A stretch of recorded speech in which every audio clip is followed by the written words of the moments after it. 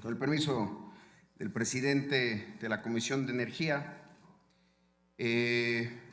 compañeros senadores, creo, sin temor a equivocarme, que he encontrado la razón de fondo, el hilo negro, el gato encerrado de lo que nos tiene aquí en este debate tan complicado. Y este es que este dictamen no lo escribió ningún senador. Es imposible pensar que un senador de la República haya escrito algo de lo que se incorpora en la Ley de Petróleos Mexicanos, a menos que sean senadores que les guste dispararse al pie, porque lo que establece como requisitos para el Senado en materia del Consejo de Administración de Petróleos Mexicanos es verdaderamente inaceptable para un senador. Déjenme intentar explicar esto. Cuando uno empieza a leer el dictamen de la Ley de Petróleos Mexicanos y llega al título segundo del gobierno corporativo, que ya el senador Lavalle ha mencionado acá, uno se da cuenta de cuál es la lógica de esta administración, de lo que quieren hacer con el Consejo de Administración de Pemex. Aquí se está planteando que hay un cambio de fondo respecto a los consejeros porque se están incorporando 5 consejeros independientes. Hay que recordar que ya había 4 consejeros profesionales que tienen más o menos características similares a las de estos consejeros independientes. Pero además, en la forma de nombrarlos, el Senado pierde absolutamente competencias y facultades. Afortunadamente, hay un libro publicado por el Senado de la República que se llama De las facultades exclusivas del Senado, y una de esas facultades es la de nombramientos. A ver, ¿cómo es el nombramiento de estos 5 consejeros independientes que se está planteando aquí como si fuera la gran apertura de las decisiones de Pemex? Dice la fracción tercera: 5 consejeros independientes designados por el Ejecutivo Federal, designados, dice, no propuestos, y ratificados por el Senado de la República, quienes ejercerán sus funciones de tiempo parcial y no tendrán el carácter de servidores públicos. Y añade el siguiente párrafo, que es, de verdad, ahí es donde uno se da cuenta, pues que el dictamen no lo pudo haber escrito un senador. Para efectos de lo dispuesto en la fracción tercera, el Ejecutivo Federal enviará la designación, nunca habla de propuesta, designación acompañada de la documentación que acredite el cumplimiento de los requisitos para ocupar el cargo. La Cámara de Senadores ratificará en su caso mediante el voto favorable de las 2/3 partes de sus miembros presentes. A ver, ¿cuánto es las 2/3 partes de los miembros presentes? En un Senado que trabajara con un quórum mínimo de la mitad más 1, estos serían 65 senadores. La mayoría de 65 senadores son 44 senadores. Es decir, la gran panacea de facultades del Senado es que 44 senadores nombren a los consejeros. Es más o menos la suma de 3 comisiones. Eso no es el Senado nombrando, son en un escenario 44 senadores. Continúo. Dice, la designación respectiva, y así dice, sin comparecencia. O sea, además lo salvamos. No, pobre señor consejero independiente, nombrado por el presidente. ¿Cómo lo vamos a hacer venir a comparecer al Senado si solamente va a tener que ver con temas como la inversión que haga Petróleos Mexicanos? Es imposible que se le llame a comparecer. Continúo diciendo, de la persona designada, no propuesta, dentro del improrrogable plazo de 30 días naturales siguientes a la recepción del nombramiento. Y aquí es donde viene esta lógica antisenado. Si no resolviese dentro del plazo mencionado, se entenderá ratificado el nombramiento respectivo. Es decir, se les otorga la afirmativa ficta al presidente de la República. Aclaro, actualmente los consejeros profesionales, si no los aprueba el Senado en ese plazo o rechaza la propuesta del presidente, el presidente tiene que mandar otra propuesta. En este caso no, en este caso dice, oye, el señor que designé consejero independiente no va a ir a comparecer al Senado y si no lo apruebas, entonces se da por entendido que se acepta el nombramiento. Claro, ¿qué es lo que sí le da al Senado?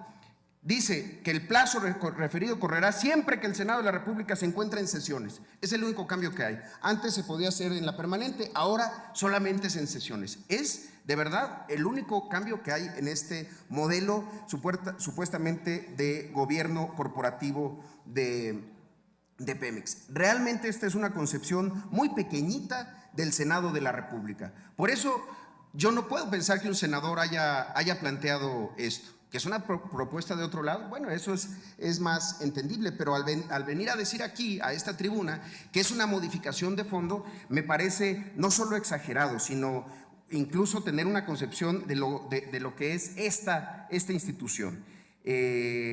Por otro lado, otra de las cosas que trae el dictamen y que también se plantea como un gran logro es que el secretario de Energía, como presidente del Consejo de Administración, puede nombrar a un suplente para que, bueno, obviamente lo suplen en las sesiones de este Consejo, y antes tenía voto de calidad. Ahora se va a decir que se le quitó el voto de calidad y que eso es un gran logro para el gobierno corporativo de Petróleos Mexicanos. Yo creo que de inicio ningún secretario de Energía debería de no acudir y mandar un representante que él va a nombrar al Consejo de Administración. Debería de ir siempre su presidente, el secretario de Energía. ¿O qué otras cosas más importantes tendría que hacer el secretario de Energía que no acudir a las juntas de Consejo de Administración de Petróleos Mexicanos? Pero además se le da voto, no calificado, pero sí voto al suplente. Entonces, para un caso, el caso de los consejeros externos, una serie de supuestas medidas para su nombramiento. Y en el otro caso, pues si se le complica la agenda al señor secretario de Energía, manda a su suplente y puede hacer la mayoría. Y por último, algo que sí me parece que también no deberíamos de nosotros permitir, por lo menos no permitir que se venga a plantear a esta tribuna como un logro. El senador Lavalle, a quien yo respeto, pero sin duda, ojalá estuviera aquí para escuchar y para intentar explicarnos, dice que ahora hay un perfil, perdón, no lo había visto, senador Lavalle, hay un perfil muy bueno para el nombramiento de estos consejeros, que es un perfil que va a garantizar el gobierno corporativo en Petróleos Mexicanos. Bueno, vamos a revisar de qué se trata ese famoso perfil.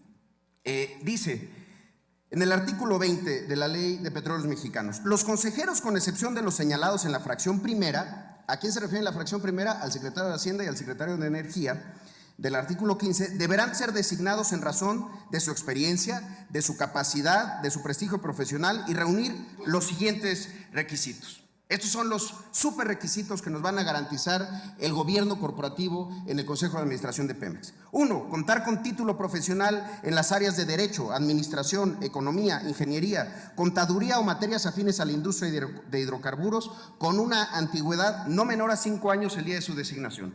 Segundo, haberse desempeñado durante al menos 10 años en actividades que proporcionen experiencia necesaria para cumplir con las funciones de consejero de Petróleos Mexicanos, ya sea en el ámbito profesional, docente o de investigación. Aquí quisiera hacer un paréntesis. Yo les pregunto, ¿dónde podría un mexicano adquirir experiencia para cumplir sus funciones del Consejo de Petróleos Mexicanos? Pues yo me imaginaría que en Petróleos Mexicanos, alguien que hubiera trabajado en Petróleos Mexicanos, un ingeniero, alguien que llevara una vida entregada al servicio de su país en Petróleos Mexicanos. Ah, no, en el artículo 21 dice, los consejeros independientes señalados en la fracción tercera del artículo 15 deberán nombrarse considerando que pueden desempeñar sus funciones. Y además les añade otros requisitos, no haber sido empleado de Petróleos Mexicanos, ni tampoco de alguna de sus empresas productivas, subsidiarias o empresas filiales en los 2 años anteriores de la designación, ni removido con anterioridad del cargo de consejero, salvo que esto último hubiera resultado de la incapacidad física ya superada. Entonces uno se pregunta, bueno, ¿dónde encontramos a otro mexicano que tenga experiencia en el tema petrolero, pero que nunca haya trabajado en Petróleos Mexicanos? Bueno, aquí nos lo resuelven los señores senadores. abre la posibilidad a que sean personas que hayan trabajado en empresas competidoras de Pemex. Y dice, las personas que con anterioridad a su designación hayan sido consejeros en empresas competidoras de Petróleos Mexicanos, en sus empresas productivas, subsidiarias o empresas filiales, o que le hayan prestado servicios de asesoría o representación, entonces uno se imaginaría, va a decir, no podrán ocupar el cargo de consejero independiente. No, lo que dice es, deberán revelar tal circunstancia al Ejecutivo Federal. Es decir, no los limita, les dice, si formaste parte de una empresa que compite con Pemex, darlo a conocer, revélalo. No al Senado, no en un asunto de publicidad, revélaselo al Ejecutivo. Y el incumplimiento de esta obligación, es decir, de revelar esta situación, tendrá como consecuencia la remoción inmediata sin perjuicio de las responsabilidades a que haya lugar. Entonces, vamos perfilando quiénes son los consejeros independientes que se están planteando acá. Nadie que haya trabajado en Pemex, no nadie que haya trabajado, cualquiera que haya trabajado en alguna empresa competidora de Pemex, que lo diga, nada más.